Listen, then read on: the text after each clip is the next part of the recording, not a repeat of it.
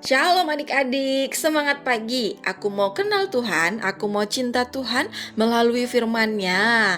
Wah, senang sekali di pagi hari indah ini. Loseika kembali lagi menemani adik-adik semuanya di dalam renungan harian Sekolah Minggu GKTB. Tapi sebelum kita merenungkan kebenaran firman Tuhan bersama-sama, mari kita berdoa. Tuhan Yesus, terima kasih untuk kesempatan yang indah di pagi hari ini. Tuhan menolong kami dan Tuhan memimpin kami. Dan sekarang kami mau merenungkan kebenaran firman-Mu. Kiranya Tuhan tolong kami dan Tuhan sertai kami, sehingga di dalam merenungkan kebenaran firman Tuhan, kami boleh sungguh-sungguh merenungkannya dan juga melakukannya di dalam kehidupan kami sepanjang hari ini. Dalam nama Tuhan Yesus Kristus kami sudah berdoa. Amin. Nah, adik-adik, di pagi hari ini kita masih mau merenungkan kebenaran firman Tuhan di dalam kitab 2 Samuel pasalnya yang kelima, ayat yang pertama sampai ayat yang kelima. Adik-adik bisa membaca di dalam Alkitabnya masing-masing, dan Lauseika akan membacakannya di dalam ayatnya yang kedua. Demikianlah firman Tuhan. Telah lama ketika Saul memerintah atas kami, engkaulah yang memimpin segala gerakan orang Israel. Dan Tuhan telah berfirman kepadamu, engkaulah yang harus menggembalakan umatku Israel, dan engkaulah yang menjadi raja atas Israel. Nah adik-adik, seperti yang telah kita pelajari bersama-sama ya pada renungan harian yang kemarin, bagaimana Abner dan Isi-Boset telah mati. Oleh karena itu tidak ada yang memimpin atas bangsa Israel. Lalu datanglah orang-orang tua-tua Israel kepada Daud dan hendak menjadikan Daud sebagai raja atas Israel. Mereka telah memimpin. Selama pemerintahan Saul, Raja Daud ini dapat memimpin segala gerakan orang Israel. Raja Daud ini memimpin pasukan-pasukan Israel di dalam perang.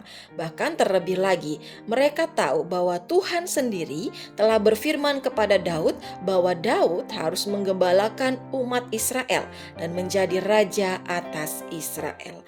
Oleh karena itu, tua-tua Israel menghadap Raja Daud di Hebron dan mengadakan perjanjian di sana, serta mereka mengurapi Daud menjadi raja atas Israel.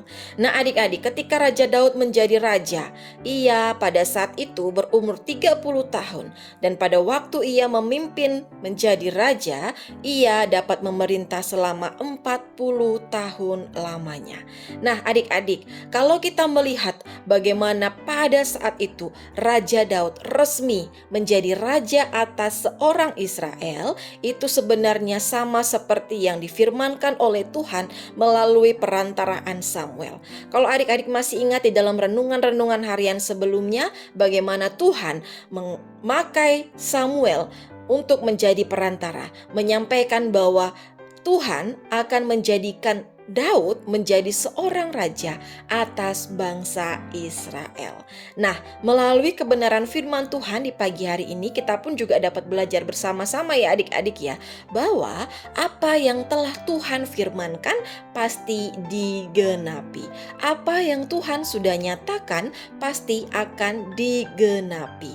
Oleh sebab itu, kita harus terus yakin dan percaya kepada Tuhan.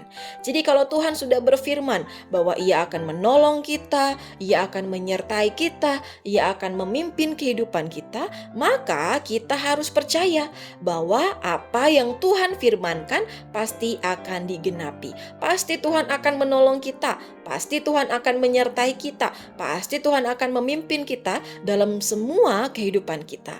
Mau kita ini saat sedang sakit, mau kita ini saat sedang suka, mau kita ini saat sedang dalam keadaan yang baik-baik saja, Tuhan menyertai kita.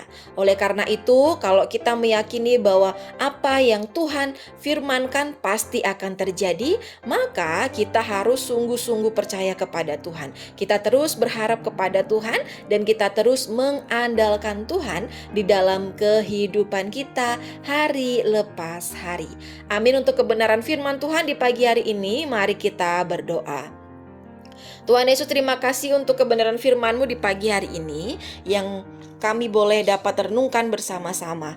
Kami berdoa kiranya Tuhan menolong setiap kami supaya kami boleh sungguh-sungguh di dalam melakukannya di dalam kehidupan kami hari lepas hari.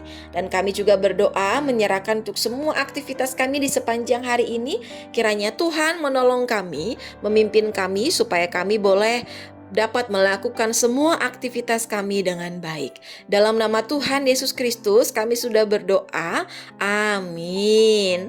Nah, adik-adik, sekian dulu renungan firman Tuhan di pagi hari ini ya. Sampai ketemu di dalam renungan-renungan harian selanjutnya. Dan tetap jaga kesehatan ya adik-adik ya. Bye-bye.